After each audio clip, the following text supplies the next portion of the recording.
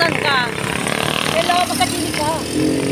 Hello everyone. Nagdatid nga pala kami ng anak niya.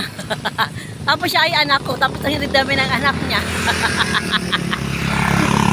Dito kami sa Patubig. Naglalakad lang kami. Pinakalmusal namin ang aming pamasahe. Diba? Lakad-lakad tayo. Sayang din ang 30 pesos. 30 kaming dalawa. Hello! Pag ikaw naulog sa Patubig. Ay di wow, huwag ka nang picture. Okay, bilisan mo. Saan? Kasi huwag mong pansinin ang mga tao. Kunyari hindi mo sila nakikita. Ganon.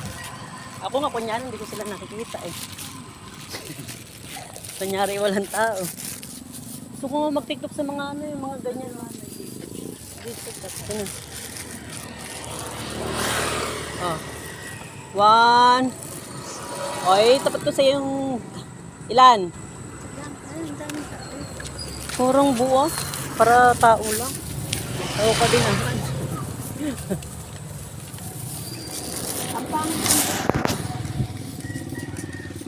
Gusto ko mag-tiktok sa mga ganyan yung doon sa may palayan.